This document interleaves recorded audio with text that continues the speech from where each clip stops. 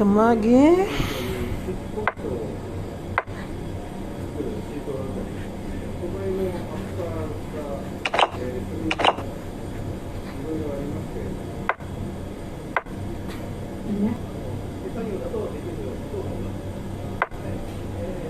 Oh, mejeng.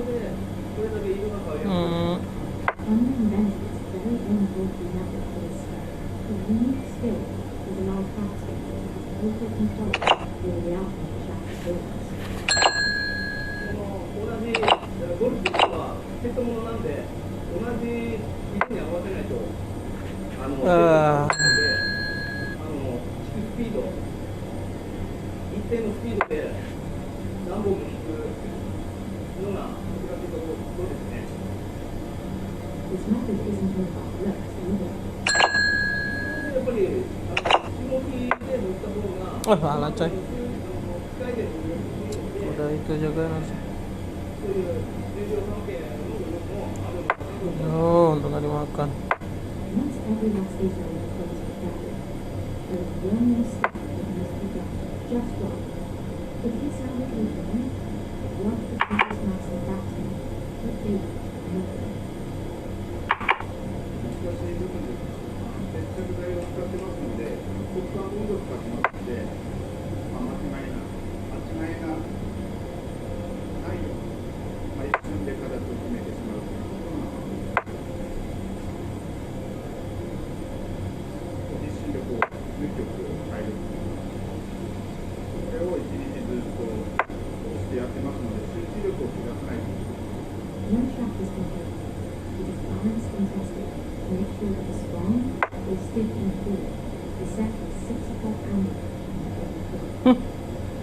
Mati gajah kau cuy.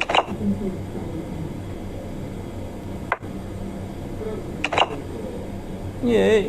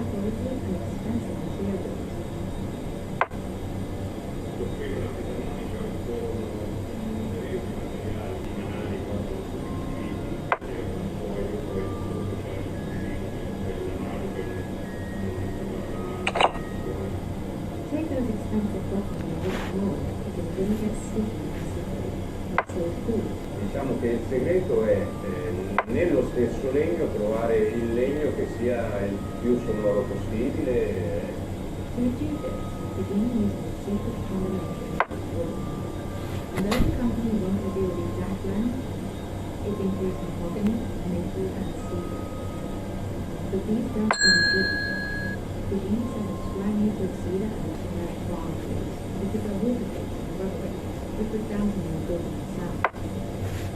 Delle colle che praticamente sono fatte a base di osso, queste quando si seccano Salah dia coy. diventa come un vetro, e quindi dove ci sono le culture dei legni è come se continuasse la circolazione.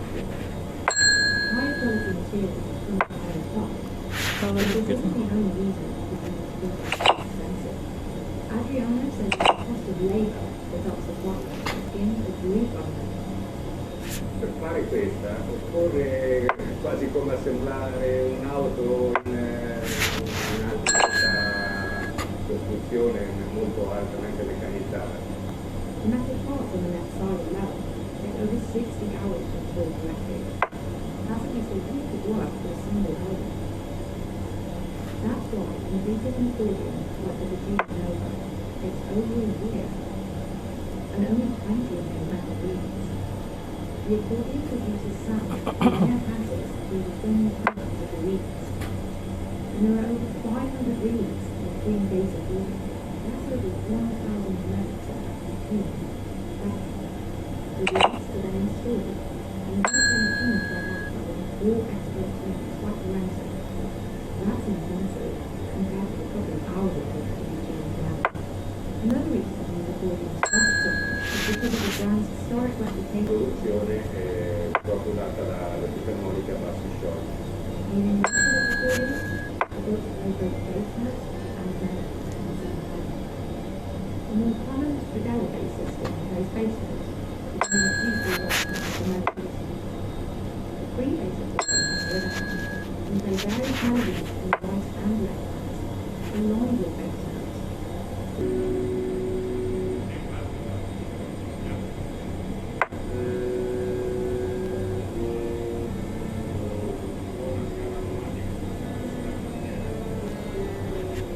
It's also the most expensive part of the three-base accordions.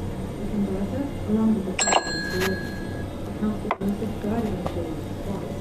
Other companies are far reputable and panic because in the accordion world, the lighter an instrument, the better it is for musicians. And the more notes an accordion can play, the more valuable it is. E proprio con i bassi sciolti è venuto proprio l'era della musica classica, con la musica bassi sciolti, suonano Bach, però ti dimostra quanto questo strumento abbia enormi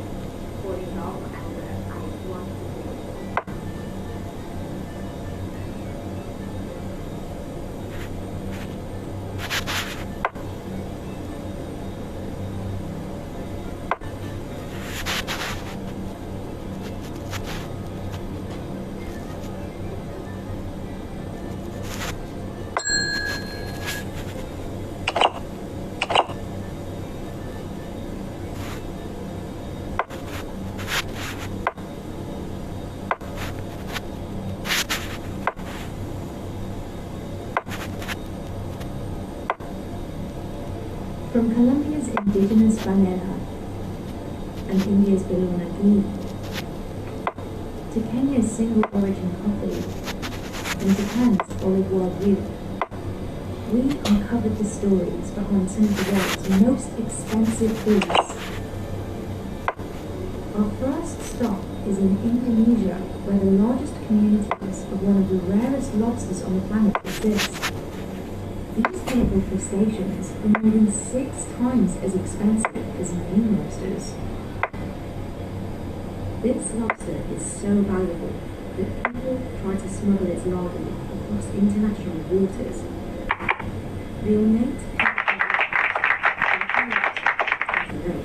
can cost nearly $100 a kilogram. Hitam lagi. Bagian sulitnya adalah ketika kita menentukan lokasinya. Terkadang lokasi yang sudah kita gunakan itu mungkin di sana habis. Kemudian kita harus mencari lokasi yang baru lagi untuk menangkap lobster. The fishers leave their nets out overnight and return in the morning. They also catch sand lobsters, but pearl lobsters are worth a lot more. Seperti kalau harga dari lobster mutiara itu 1 juta, itu kalau perbandingan ke pasir itu palinglah 500 ribu. Oleh sebab itu kalau di bulan Januari sampai Februari itu nyampe dia sampai 1.500.000 per kilogram untuk yang Due to government regulations, pearl lobsters that weigh less than 200 grams must be bought. Keeping them healthy is no easy feat. The lobster larvae, or seeds as they're called, are placed in nets that float directly in the ocean, exposed to natural elements. Madden takes his boat out to feed the lobsters every day. It takes 18 months to fully breed pearl lobster seeds. Ya, memang agak sulit dan agak susah lobster mutiara itu dibudidayakan karena agak rentan penyakitnya, kena diserang penyakit lah gitu, dan terus sampai pemanenan itu sekitar 40 hekoran itu sekitar 10%. Loh. Sekak dong. Enggak, cuma kuda. Pir. Usir. To help protect their lobsters, breeders check on the nets throughout the week and repair any damage. It's a lot of work, but it's worth it, since pearl lobsters have become one of the most valuable resources meant to protect its wild lobster populations. However, theft and international smuggling attempts to dangerous lobster larvae have not stopped. Back in autumn 2022, authorities caught smugglers transporting $2.2 million worth of lobster larvae. Ya bagus, juga yang paling mahal di atas rata-rata. Yang membeli lobster mutiara itu biasanya orang-orang yang pengunjung. From August to September, when international tourists come to visit. During these months, captive pearl lobsters sell for around $50 per kilogram, and wild pearl lobsters can sell for as much as $75 per kilogram. Wild pearl lobsters are always more expensive because they Saya lebih memilih lobster ya, dibandingkan lobster yang Kita makan, dia makan, menteri kita hilang. Kita makan, dia makan menteri, kita makan lagi. Hah? Kita makan. Dia makan menteri, dia makan gajah, kita makan kuda. Despite the extravagant Ya apa sih, ribet nih. one of the most popular Ketawa. ways to eat pearl lobster is grilling it as a local outdoor restaurant. Ih, kok itu? ya saya cukup lumayan Gimana sih kamu? Kalau sebulan 2 kali. Saya biasa juga mutiara memiliki tekstur yang empuk di lidah dan dagingnya tebal, juga memiliki rasa manis lah. Manis. But despite how lobsters' Sekak popularity, cahaya. and its fluctuating value is concerning for Tolong. people whose lives Butuh keuangan yang cukup untuk memenuhi segala kebutuhan Kita mau keluarga. dikaya dulu lah. high-end foie gras, or fatted goose. Here in Extremadura, Spain, Apaan? Eduardo Sosa is one of the few people in the world making what his supporters call ethical foie gras. Apaan? Thanks to everything, and it makes his product incredibly pricey. A 180-gram jar costs over $200. Mi familia lleva haciendo este sistema desde que sepamos nosotros el año 1802. Y desde Apaan? entonces no hemos parado. Nuestro foie se produce pues, de una forma muy sencilla. Nosotros tenemos una serie de gansos salvajes domesticados. When the weather turns cold and the bird migration season begins, wild geese join the tame geese Apaan? and the farm. Here, the geese feast on flowers Lah, and udah resign duluan. different seeds. Fijaros cómo lo comen. Despite the hefty price tag, Eduardo says he doesn't see much of a profit from his foie gras. Geese require more land than real livestock. Most people in his area salah pula. want to raise only pigs, which are very profitable. Por eso la gente, los vecinos, pues no tienen mucho interés en criar gansos. A nosotros nos vemos un poquito locos del tema. La cría del ganso, pues bueno, es pasión. Claro, no le entendí la pasión. Mi vida, mi pasión, mi padre me enseñó, yo estoy enseñando a mis hijos y lo que queremos es que no se pierda. Que la gente, ojalá saliera más gente a producir ganso. But it wasn't Eduardo's family who invented the natural foie gras tradition. Fueron los hebreos que vinieron a la península ibérica y trajeron esta cultura antigua, ¿no? Es una forma muy inteligente, primero de respetar al animal, segundo de obtener grasa pues, para la salchicha. ellos tenían la sabia costumbre de instalarse en los pasos de migración de agua, como en el caso de esta granja, ¿vale?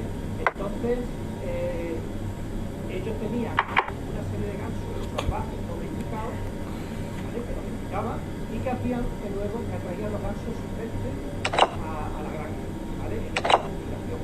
Pues bueno, tenemos que gracias a estas personas, desgraciadamente, en el año 1492, nosotros, bueno, nos quedamos con ese legado, con esa sabiduría de estas personas, y aquí queda, pues, un poquito de su historia.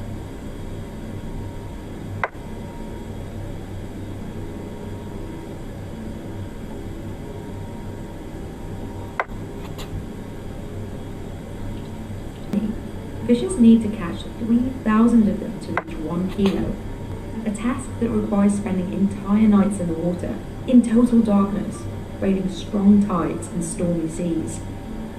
And while angulas are prized for their crunchy texture, they have a very mild taste, almost non-existent. Lo que hace a la angula tan especial es la finura que tiene en boca. Day of the baby eel season.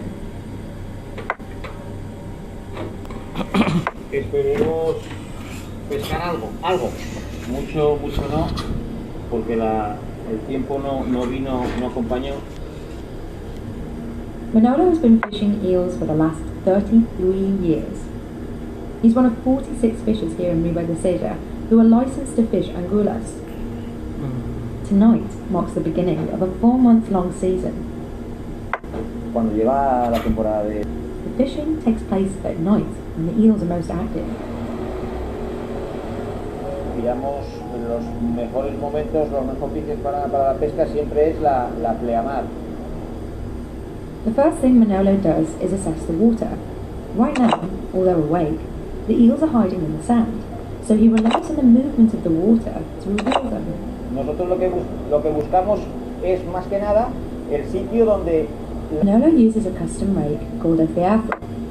Entonces nosotros metemos el ceazo en el agua y levantamos antes que venga la ola de atrás. Es el ceazo bien asentado en el suelo, porque si te queda colgando, la angula que te pasa por abajo no entra en el ceazo. Manolo's timing needs to be spot on. Vamos a la caza.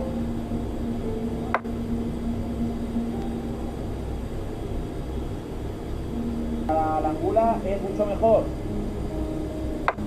Pues no va bien la cosa hasta la playa de San Antonio. This change of beach is a gamble for Manolo. There is no guarantee there will be eels there to the coast of Spain, seeking fresh water. When they arrive, the angulas are transparent. As they move out of the salty ocean and into rivers, the higher temperature of the fresh water will turn them from transparent to black. As they mature into adult eels, are even more difficult. Pues con eso si cojo al final de la noche 50 gramos, ya son. Catch. Mañana esperemos que tenga un buen precio. Mira, tenemos una. He doesn't know how much it will be worth yet. Before the eels are sold at the auction, workers at the total catch can weigh 5 or 6 kilos. Today's low total will make this auction even more competitive. Bidders for the angulas are typically restaurants in the area, and the lucky chef who will get to cook the eels, his restaurant paid €6,620 per kilo in 2019. La subasta del pescado se hace a la holandesa. Esto lo que quiere decir es que se pone un precio alto y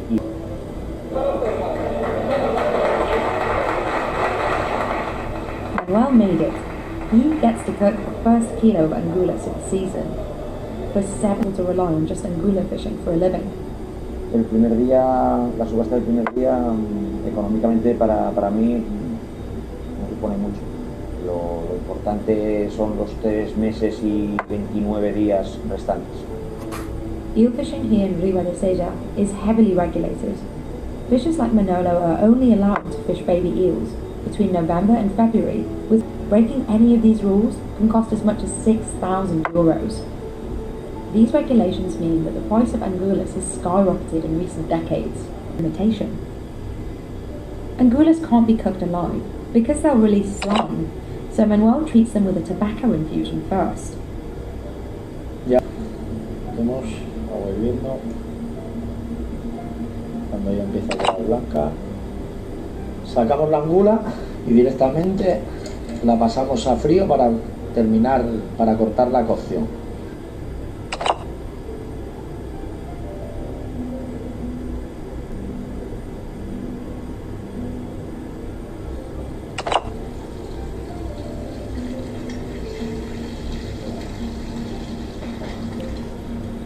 Maju. La textura que tiene la angula, una textura blanda, combinando el ajo y el picante, una explosión de sabores en la boca.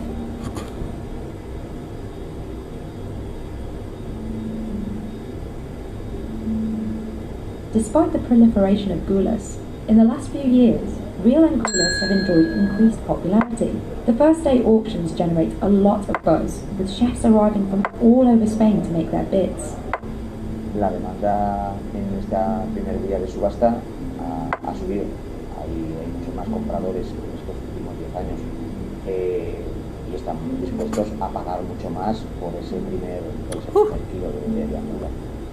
An international trafficking operation headed for China, which included €2 million worth of angulas. But it's unclear if the seasons to come will be able to support this rise in demand. The European eel is listed as critically endangered, and fewer baby eels arrive at the beaches of Riva de Seja each year. Llevo hacía 3 años. Mati. No perdí ninguno. Y sí es cierto que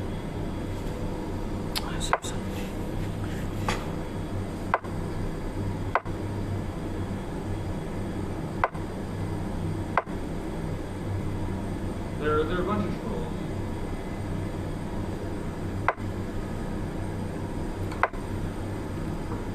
He had a win that he missed, by the way. He missed a win. He had Queen Dake C. Why did I do that?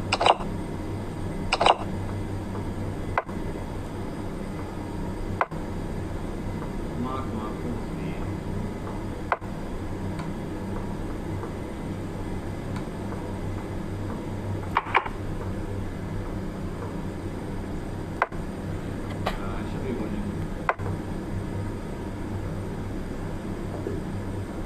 That's enough. Yeah, he missed a win. He had Queen takes C3, and that's why I wasn't saying anything. I was so quiet because right here he was Queen takes C3 and then 94 so like the Queen game. So yeah, 32-35. Terrible chess. It is what it is. I'm gonna take a short break. Use the restroom. And we'll be right back.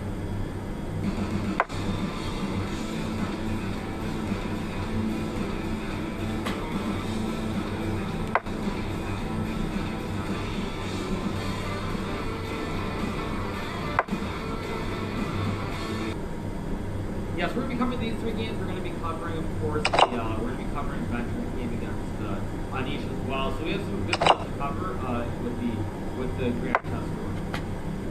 Yeah. All right. Okay, we have Knight F3. This is the game between Alireza Farusha, by the way, and Vishwanath, and not a very strong grandmaster from India. I think Vishnu was a 5-time champion as well. Really, really good player. Go 9-0. He did go 9-0. I mean, you can talk about regulated, unregulated, whatever you want to say. I mean, that's fine. You can talk about the fact is what the super vet do. We know what they do. That's the bottom line. We know what they do. We know what all these different things do. And I don't really care. I don't have some big problem with gambling. People can do whatever they want to do. But at the end of the day, I mean, just because I'm playing the classic Sicilian here, we got the Ross Limo variation. Nagas thinks he's Hikaru. This is what Hikaru got for the Danish first play. In Norway, just playing against Alireza Farusha as well as Anish Gary. And so let's see, what do we have? Okay. So all very standard theory. We got rookie 1 with C3, D4, E5, probably 94 will be played here. Or sorry, max 1, 11 and no, not 9-0. I don't get this moral grants anymore for gambling, so it's silly. Yeah, but I just want to point it out. So, like, there are a lot of people even in chess who pretend that it's so terrible, like gambling is awful. And you literally have a gambling company, Max sponsored by Unibet as well. Just to point that out, Magnus Carlsen is directly sponsoring things up. Anyway, okay, so we get e5, 94, push e3. Queen b6 is obviously the correct move here. Is still standard here. You can take as well. I thought consider slightly more precise. We can trade queen b6. Yeah. Now, if Gukesh moves the bishop away, you hang the pawn on b2 here. So you don't really want to move the bishop away. Probably you take, I can take like knight c3 or take like d1, knight c2, or the play of the line. So anyway, with queen b6, let's see what we get here. What will Gukesh play? Gukesh, by the way, had a very bad performance in the Global Chess League. So hopefully he can perform better. This is very popular. No, this is the Grand Chess League. This is current feature in all these different events. Now I know people are gonna joke. They're gonna say like, yeah, joke, blah blah blah. I mean, I don't really care what you think, but at least that's how I view it. It's like when I feel like I have time to study, I do try to perform. You know, I'll give you another example. Like this month, I'm playing the World Cup at the end of the month, but I'm streaming a lot of hours now. The first couple of weeks, really studying chess every single day. But I'm studying like 4 or 5 hours every single day, and now I don't do that. Just to be clear. So the times they are changing, is what I'm saying. So we get knight b8 played here. One of those moves. No more streams. No, I'm just taking a couple days off to do some preparation for the tournament because I need to study before the event. People, you know, because I think sports is a good example. You know, there are many people I've known over the years who play tennis in a fairly serious way. There are quite a few. No one who got to like the very top. There are people like as good as you who are like probably like around, I would say like top couple hundred in the world in tennis. And the one thing that they've all pretty much said universally is that, you know, all the players at top of the world in tennis, they can hit the same shot. If there's no pressure on them, they can hit these incredible shots, no matter whether you're number 1 or number 100 in the world. But when there's pressure on the line, when you're in the moments, when there's pressure, these little things, like it becomes more mental than actual like pure ability. That's the thing that I think a lot of people don't realize about chess. So I was saying, like, tennis is the same thing. No pressure on the line. Taylor Fritz, a lot of the shots they're hitting, they can hit them too. The guys who are not playing it very well. لا. So he's not hitting hundreds of forehands every game, but you guys know what I'm saying. Anyway, all right. Okay, so we have a couple of games. Go back to the other game between Jan Kobayashi and Jan Kobayashi. By the way, this is a favorite something big sports. One of the most famous games in line from E2 to H4 was played by Ricardo Nakamura against Magnus Carlsen at the London Chess Class. I believe in 2017, if I'm not mistaken. Good God, that was 2 years ago. But I played Queen to H4 against Magnus in 2017. So it's a very sharp approach here from Jan Kobayashi. It's playable. I also played this against Ray Robson in the 2018 U.S. Chess Championship as well. So it's a line I have a lot of experience with. Okay, so far all pretty standard. Yeah. Bros think they are Hikaru, yeah. But this is supposed to be fairly balanced now, as I recall. Normally here I think black and trade take with the bishop. That's slightly better for white. You can also trade take with the pawn. But this idea of queen b7 I'm a little bit unfamiliar with. It's some more new age theory. I think it's actually a little bit better for white here because after bishop d3, white can pass it either way, and you have a lot of pressure on the diagonal. So I like that position so far. How do I remember games like that? You know, you remember certain games that are important, I think, more than anything else. And I haven't played this H4 line that many times, so there are only 2 games specifically that I recall. And that's why. Because they were both important games before the tournament too. Now black can play h6. Knight always escapes with g5. You go after their knight g5. You play h4, for example. Now black can actually play. Oh, maybe black can't. Oh, maybe this is. Wait a second. No, it's f6, not h6 here. You go f6, stop h4, and stop knight g5. You can just take the pawn. You get activity inside of the board. So it looks like this knight is very weak on e4, but unless you can actually get a pawn to attack the knight, knight is very strong. Nishi is playing a lot. He's only playing 2 tournaments. He played in GCL. He's playing here, and then I'll quite comfortably go back to retirement, just like myself. Don't leak your prep. I'm not leaking prep. We may cover the, or I may play a rating game I haven't decided yet. I might play, but we'll see. Am I earning enough certain points? I literally don't care whether I earn certain points or not, you guys. I played at the chess tournaments I want to play. If I qualify for Canada, I qualify. If I don't qualify, so be it. Making jokes, but I'm not. That's the only goal I have in my mind. When I go to play at Chester, the only thing that I want to do is be competitive. No analysis. I mean, I haven't really followed competitive eating in recent times. I mean, I am aware, you know, like, see some of the videos. I mean, it's impressive that Joe has a 63 hot dog, I think it was. So, all right. Now, when I was in Seattle, there was an eating contest to get free tickets. I think it was a Beyonce concert. I think I ate 2.5 pounds of meat. Or maybe it was 2.5 pounds in like 10 minutes or something, or maybe it was 12 minutes. I don't remember. But I have done a little bit of that. You know, computer here. Computer says G4 is the best. Zero chance he plays G4. I think we're gonna get F3 very hard to judge. You get G5 takes. Maybe you flick in rook C1 first and target. Numbers open. I'm not very close to this point. Markets are red. I'm not really surprised. Markets are red. Yeah, markets look slightly red. It's very, very forcing. So Dukesh is wrong, but we give it to Mati dong. Lah, enggak ya. Sekak. But I did those two eating contests. I never did a super relevant. I think that's going to depend on a lot of factors. I think first, Coba aja lah.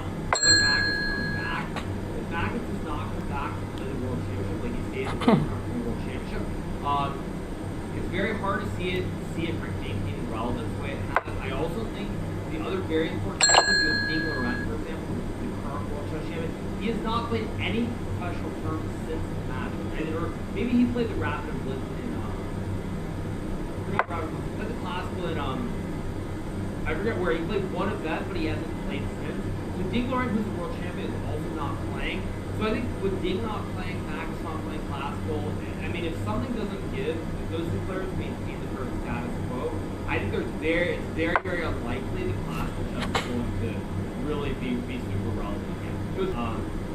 But yeah, I mean, both players seem completely burned out. They're not playing that much. I mean, if Ding isn't playing tournaments and Magnus isn't playing, it's very hard to see a world where I really am not optimistic.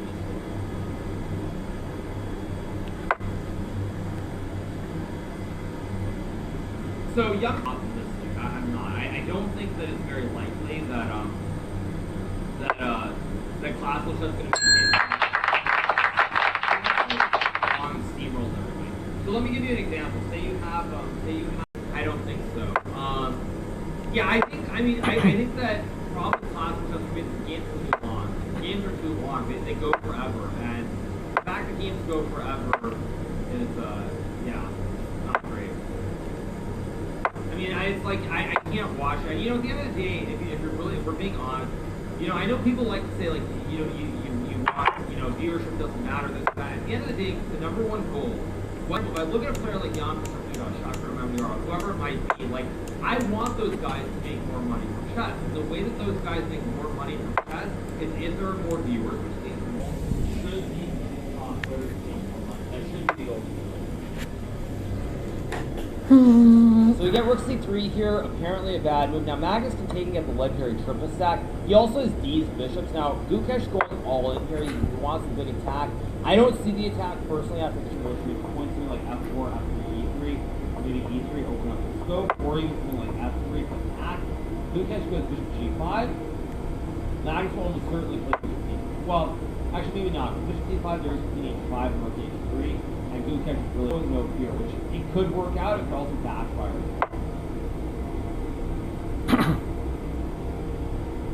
Banana flashbacks only up. So, I don't know if I'll do that today or tomorrow, but I will do that. I'll do one last one. So, anyway, Magnus' move here, computer really likes f4, f3. Magnus should use his time here, but it was a fun game. So, alright, waiting for a move here from Gukesh, or from Magnus. Alright, I assume we're going to get f4. If we don't get f4, I'd be very surprised. Let's move around the horn and see. And all he runs this game, this was a 5, unless white gets some central break. Eventually, I think b5 is going to be an issue. I would say it's like really bad, but I prefer b5. And actually, computer agreed. I don't know about like b5. h5, like castle. Vision looks relatively balanced. Black can probably trade for something like bishop f6 here. Actually, it's worth. Computer actually thinks black is better. I'm surprised. I guess it's because you have two pawns here. But I'm surprised by block already. We'll see if Udon can take advantage of that, or if the pawn pressure starts to come into play. Because Neville moves way too fast. He's been doing it for a long time. Of course, he's very strong player, so he can get away with this. But that is the one critique. He did it in the match as well. Stand for Benjamin, but a long way to go in the game. Long way. So from the long, no move from Magnus, no move in this game, no move in this game. So we'll just leave it right here. Actually, wait, we did get him. Those look very superficial for Neville. So let's go back to Magnus and see if he made it a good move. We don't. We'll move back. Black's small advantage is primarily because Black controls the center. Even though White is great, Knight pawn is very solid here. And White doesn't have any central break. You don't really have queenside break either, and that's why Black has a small advantage on one of these positions. For example, and it's exactly a pawn structure. And unless White moves d4, e4 in the center, generally Black is completely fine. So that's where my assessment is based off. Because you have the same sort of pawn structure here. You've got the same structure with the center pawn. And even though it always feels like White should be better, generally Black is completely fine. Big shout out to nearly 3,000 you guys for watching. Fine Wednesday morning. Hope you guys are doing really, really well. So great. Apparently there have been issues. That is the one thing I will say, which has been a slight issue.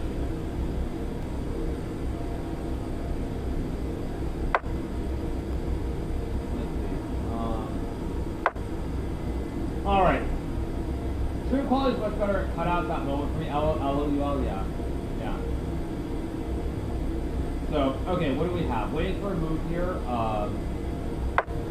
We're not playing the World Cup, that's the other one. So we get B5 for Vishy. So Vishy going all in. Yeah, I mean, people forget Kip is still in beta, and the app, of course, they have to work on the app. But again, it hasn't been around that much. So people really get any insight into how you study, how you approach the game as a whole. Because if you do, it can give them some advantage. Like, one specific example of this, I will give you guys. I want the clip here. Let me, where I think it's more with the top. I'm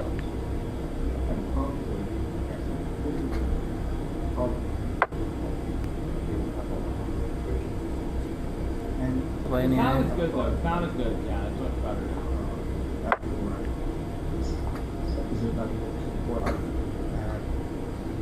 I want to get to one specific spot. Give me 1 second. It's 2 pawns. I can't do my pieces. For 2 pawns, but the bishop would have to get 3 if I see it, but it just never goes to 1 because I never see it. No, I think we discussed this. And stadium markers. So start putting on the system. I'm trying to find. I can't find it. There's someone where he talks about it where basically he says that he should have thought about. People can generally get some idea of what you're trying to do now. Apparently, with a big blunder in the success game, I don't know why.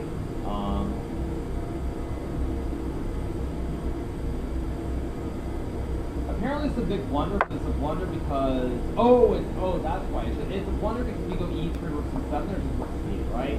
There's just rook c8 and you guys just made a huge blunder. But basically, yeah, so as I was saying, like, what I was making is that generally you're very close. You're trying not to give away too much information, try to keep playing everything very close to the best. And for that reason, you're not open about a lot of things. And one of the things that also is important to note as well is that, Magnus plays h6. A lot of shot players are not very open about it for that exact reason, because it's like you don't want to give away information. Little edges really matter at the end of the day. So it makes so we're gonna get a win here for Magnus in round number 1. Let me